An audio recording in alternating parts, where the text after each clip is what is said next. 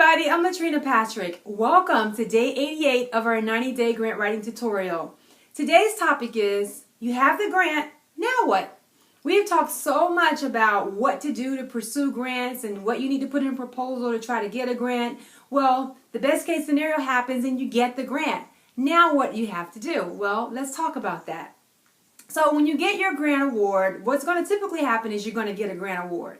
And depending on the funder, the type of funder that you apply, things will be a little different. So if you got a smaller grant, say from a foundation, and it was $50,000 or less, or definitely under $100,000, a lot of times what's going to happen is you'll get a check in the mail with that letter. So this is typically if it's $50,000 or less, it's very possible. They'll send you a letter saying, congratulations, you know, we loved your proposal, we're funding you for $50,000, the check is attached. Please send us a copy of, they want some type of receipt for taxes. And that's pretty much it. And, you send them a thank you and give them some updates. And that's pretty much what you're going to do with that. Now, if it's a state or a federal grant, it's a lot different. They're going to send you a letter of award. And what will happen is that letter will have some instructions about the expectation. So with the state and the feds, they're typically going to send you notices about a call or a site visit, because they will typically meet with not a site visit, but a grantee training. So once they fund people, they will typically have a meeting, whether it's a call or in person, with all the grantees to go over the expectations and what's to happen. So you're going to get your instructions. They're also going to include evaluation times and things like that. But the most important thing you need to know about what happens next is that grant you wrote is your contract. And so you are being held accountable for everything that you wrote, which is why in the goals and objectives section, we talked about making your objectives SMART. And the R in the word SMART is for realistic, because you have to be able to implement these things, these activities that you describe in your proposal.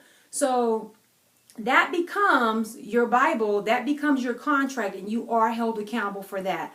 In some instances where something shifts or something needs to be changed, nothing major, it can't compromise what you wrote in that grant, but then you'll have to make a call to that grantor and have a discussion. But for the most part, that's not going to happen. You have to implement this grant the way that you spelled it out. The other thing is, you want to make sure that you call your community partners who are part of this process, and especially those that have a role, to let them know that, hey, the grant has been awarded. We got to hit the ground running very soon. So you want to give them a heads up that everything's about to get started and they need to be ready for that. So that's pretty much it. At this point, it's just about doing what you said you were going to do, bringing the partners together and following the guidelines of that particular funder. And this is the fun part. So I hope that you get to the point where you have been awarded, you get your letter, and you're able to do what it is that you've been hoping to do.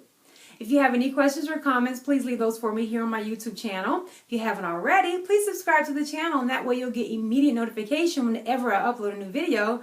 I also hope that you'll share the link to my channel with your friends and your colleagues so that they can benefit from these tutorials as well.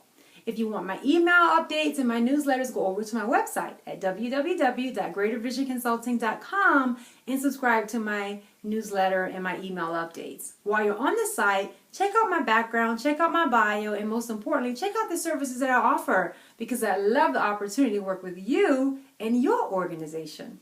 That's it for today. I look forward to seeing you back here tomorrow for another great tutorial. Talk to you soon. Bye.